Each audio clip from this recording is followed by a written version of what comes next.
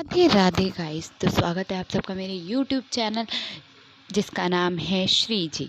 ठीक है, आज हम जिस टॉपिक पे बात करने वाले हैं वो अभी सूत्र स्थान चरक का वही पहला पार्ट हो चुका है, जिसमें हमने केवल त्रिसूत्र और आयुर्वेद के लक्षण तथा पर्याय तक करा था। ठीक है, हमने इतनी बात कर ली थी, लेकिन आज हमें षट पदार्थ के बारे में आज पढ़ना है कि षट पदार्थ होता क्या है। ठीक है, तो षट पदार्थ में पहला सामान्य तथा विशेष के लक्षण। तो इसका श्लोक है, क्या है? सर्वदा सर्वभवानां सामान्यं वृद्धि कारणं ह्रीलास हेतु विशेषच प्रवृत्तिरुभस्य तु। इसका अर्थ है कि सदा सभी भावों की जहाँ वृद्धि हो रही है, जहाँ पे भावों की वृद्धि यानी कि बढ़ोतरी हो रही होगी वो सामान्य है, और जहाँ भावों का ह्रीलास यानी कि कम हो रहे होंगे भाव वो विशेष हो जाएगा।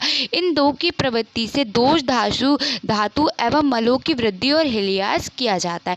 क्या होता है? ह्रीलास का मतलब कम होना होता है और वृद्धि का मतलब बढ़ना होता है। तो सभी सदा हमेशा ही सभी भावों का वृद्धि हो रही है वो सामान्य है, और जहाँ ह्रीलास हो रहा है वो विशेष है। इन दो की प्रवृत्ति से दोष धातु एवं मलों की वृद्धि और ह्रीलास किया जाता है। उसके बाद क्या है कि लोक जीवात्मा का आधार। तो अब लोक जीवात्मा का आधार हम पढ़ रहे हैं, तो तीन दंड के समान होता है। कैसे? तीन दंड के समान। कैसे? सत्व, आत्मा और शरीर। जीवात्मा का आधार क्या है? सत्व, यानी कि सत्व हो गया, आत्मा हो गया और शरीर हो गया। ठीक है, ये जीवात्मा का आधार है। उसके बाद आयुर्वेद का अधिकरण। आयुर्वेद का अधिकरण की अगर हम बात करें तो आयुर्वेद का अधिकरण क्या है? उस सत्व, आत्मा और शरीर के संयोग को ही पुरुष कहते हैं। पुरुष किसे कहते हैं? जहाँ पर सत्व, आत्मा और क्या मिल जाए? शरीर के संयोग को हम पुरुष कहते हैं। वही सत्व और आत्मा शरीर चेतन है, वही मिलित रूप में सत्व, आत्मा और शरीर, यह आयुर्वेद शास्त्र का अधिकरण है। आयुर्वेद शास्त्र का अधिकरण क्या है? जहाँ पर तीन दंड यानी कि सत्व, आत्मा और शरीर मिल जाएं और उसमें पुरुष कहते हैं, और उन्हीं में क्या आ जाए? चेतना आ जाए। वो किसका? आयुर्वेद शास्त्र का अधिकरण है। तो अगर ये क्वेश्चन है कि आयुर्वेद शास्त्र का अधिकरण क्या है, तो वो क्या है? शरीर, सत्व और आत्मा।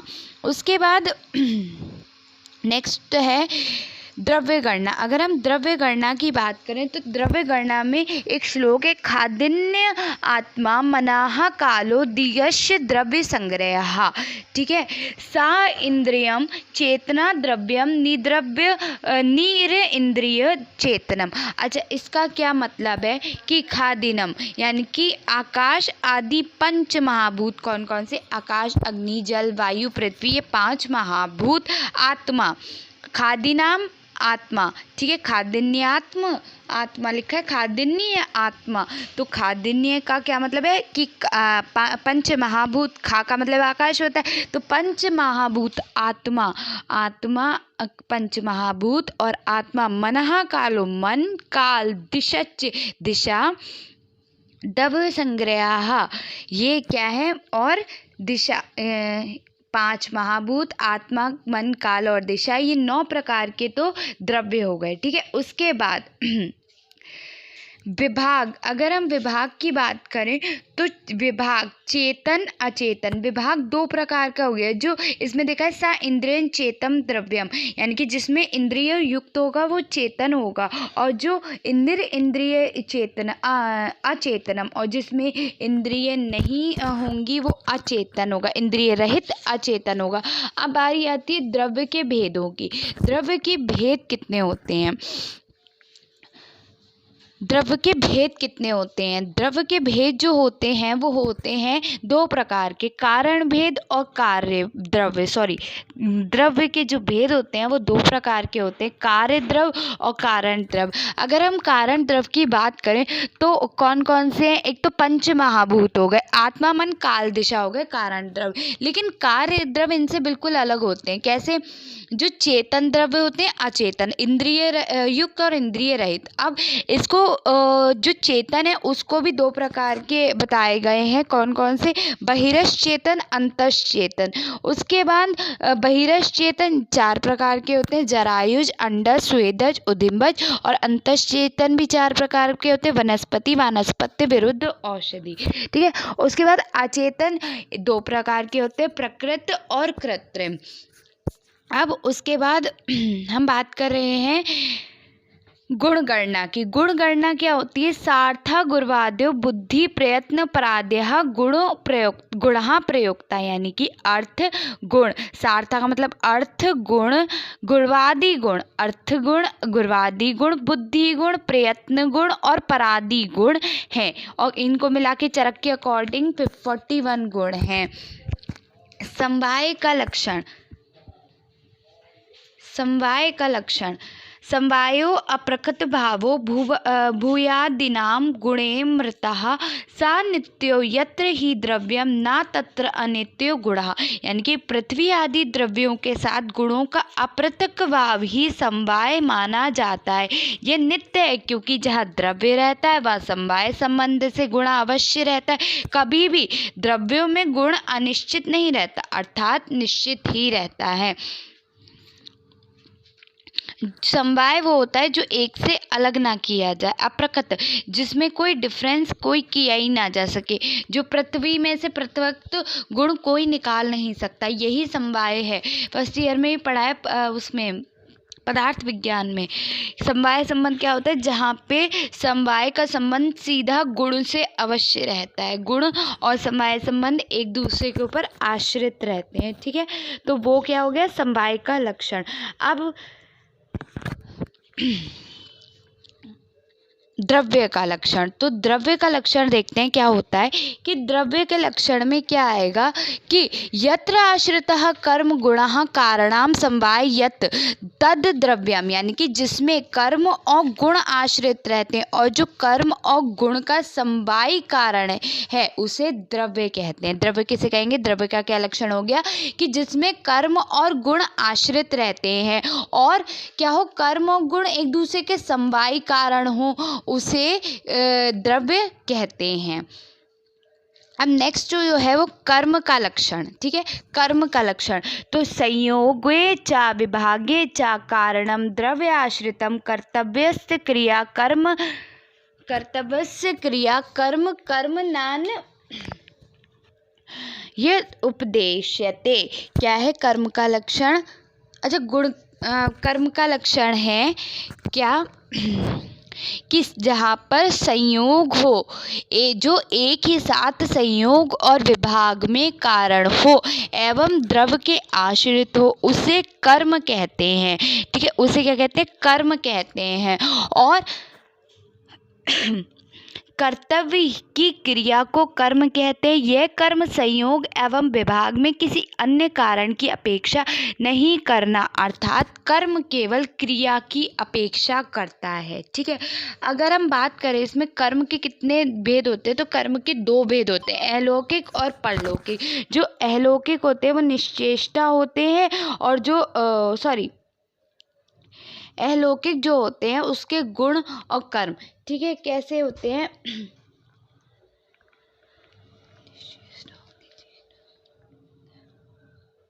अलौकिक और परलौकिक बस 2 हैं। ठीक है, अब हम अगर पढ़ें गुण, ठीक है, कर्म के 2 भेद बता दिए, कौन कौन से?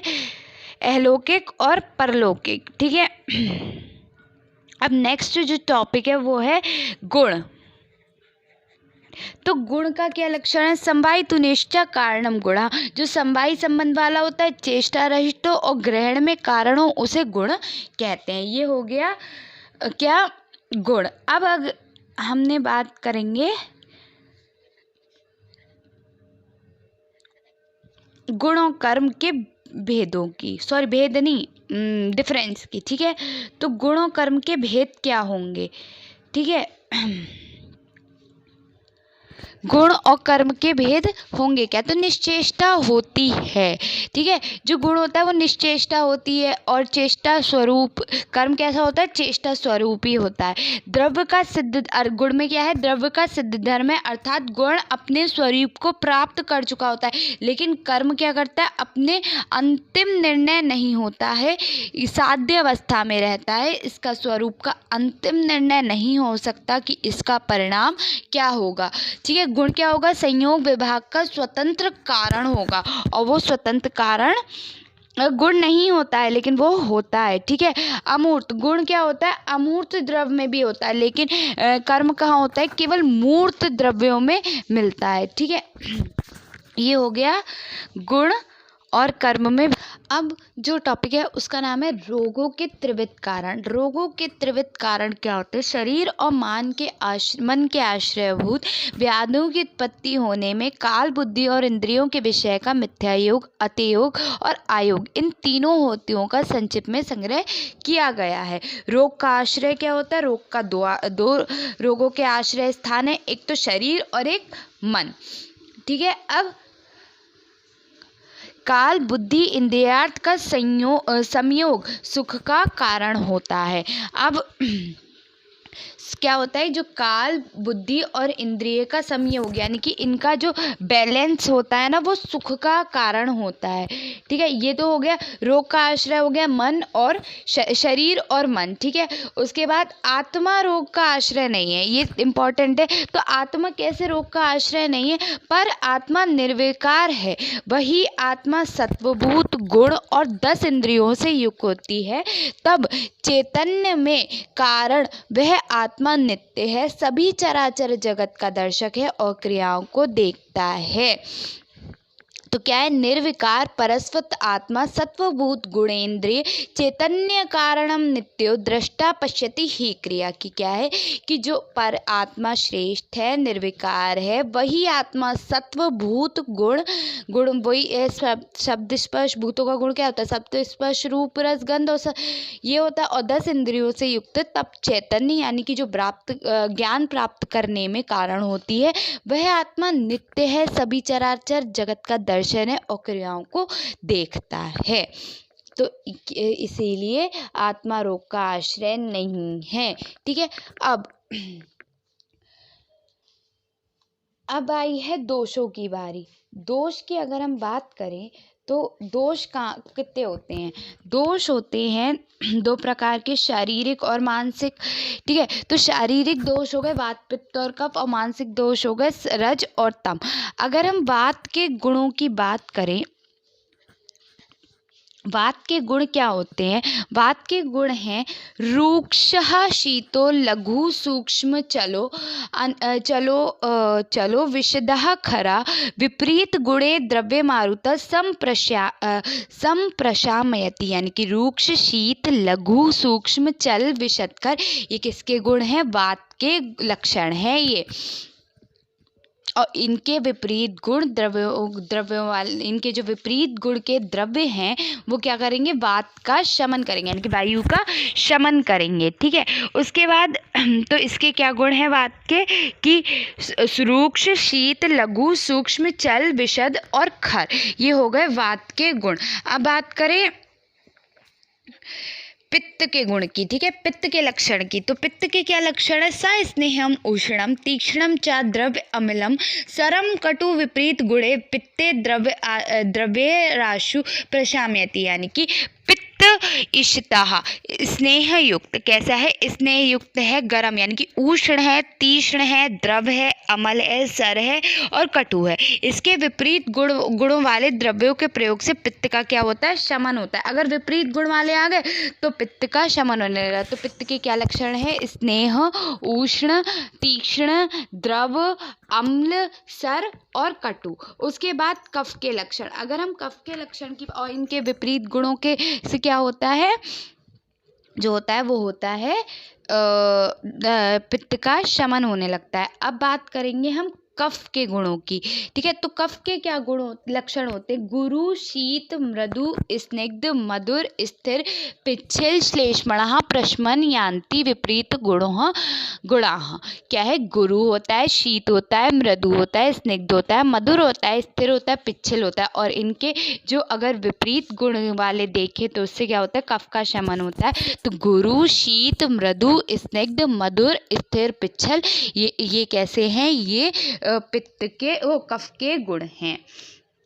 ये कफ के गुण हैं। ठीक है, उसके बाद ये कफ के गुण हो गए और इनके जो विपरीत गुण वाले हो गए उनसे क्या होगा? शमन होगा। ठीक है, अब जो टॉपिक आ रहा है वो आ रहा है क्या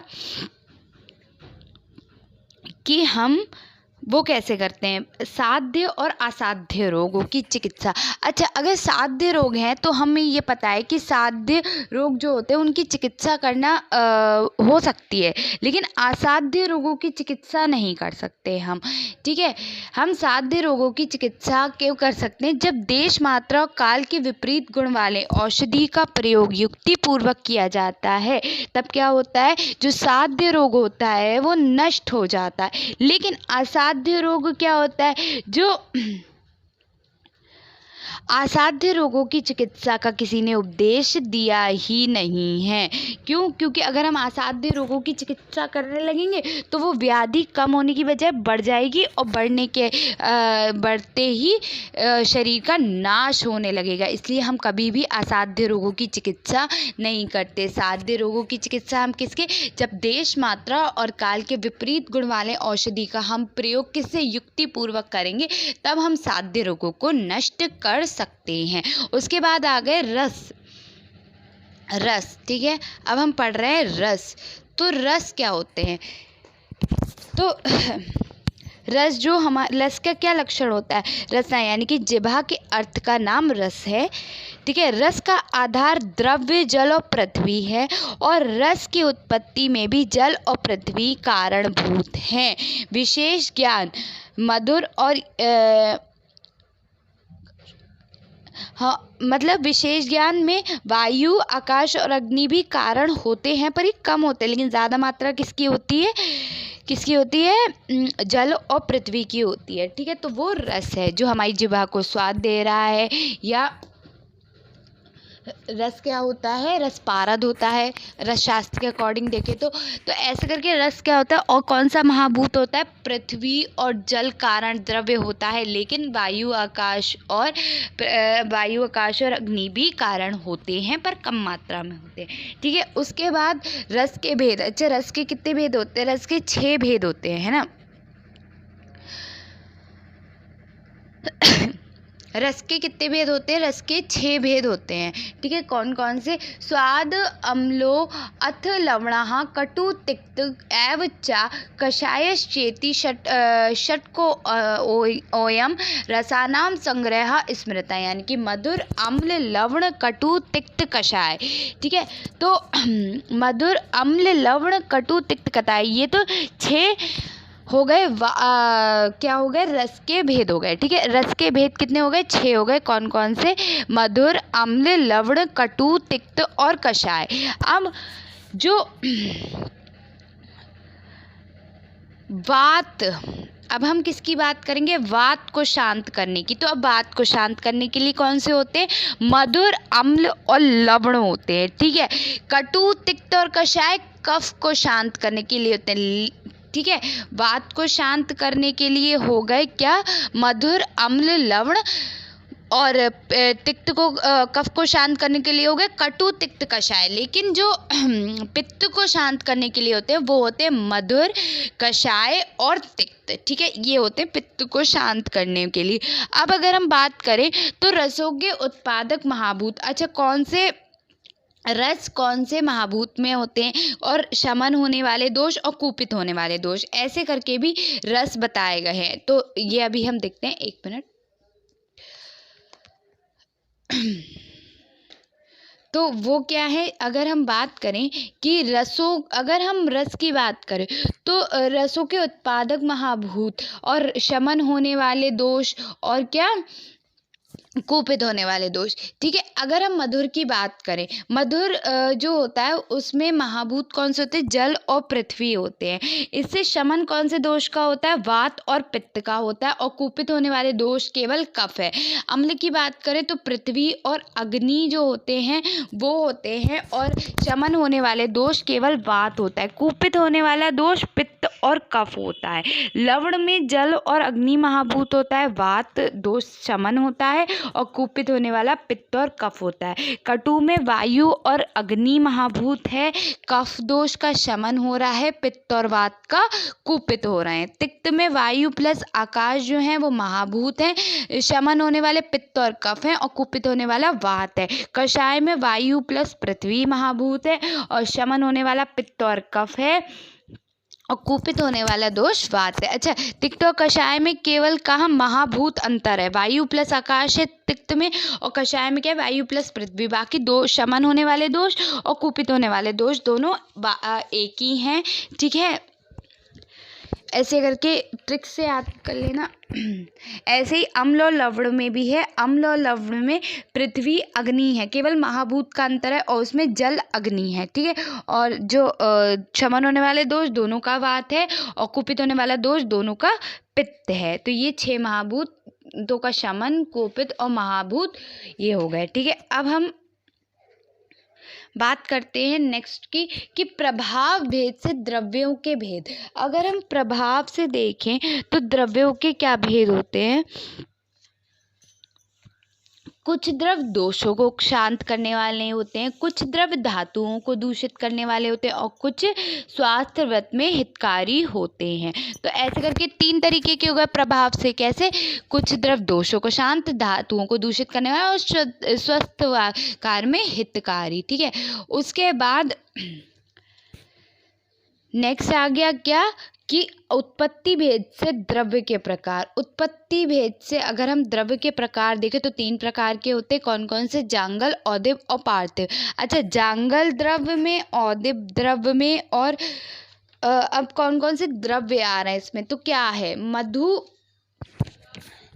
ठीक है, जांगल द्रव्य पहले देखते हैं तो कौन सा है। जांगल द्रव्य में औषध कार्य में निम्नलिखित वस्तुएं प्राय प्रयोग की जाती हैं। क्या क्या, पहले तो जांगल आएगा। ठीक है, तो जांगल में क्या प्रयोग किया जाता है कि मधु, गौरस, पित्त, वसा, मज्जा, रक्त, मांस, मल, मूत्र, चर्म, शुक्र, हड्डी, स्नायु, सींग, नख, खुर, केश, लोम और गौरेचन, ये यूज किया जाता है किसमें, जांगल द्रव्य में।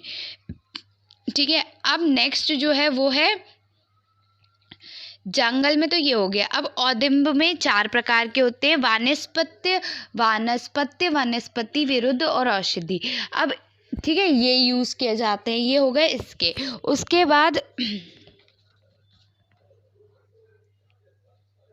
इसमें जिनमें केवल फल दृष्टिगोचर हो उसे वानस्पति, जिसमें फूल और फल दोनों दृष्टिगोचर उसे वानस्पति, जिसका फल पक जाने पर अंत हो जाए उसे औषधि, और जो लता के रूप में फैला हो उसे विरुद्ध कहा जाता है। तो ये हो गए वानस्पति वो औदिब्य। ठीक है, उसके बाद अब आ गए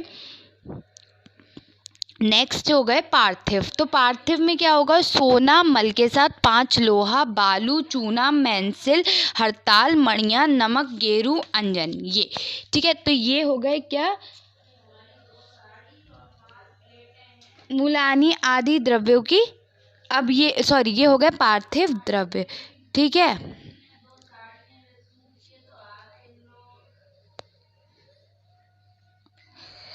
आज के लिए इतना ही। मेरे चैनल को लाइक करें, शेयर करें, सब्सक्राइब करें, और आगे मैं इसका पूरा चैप्टर कंप्लीट करा दूँगी। ठीक है।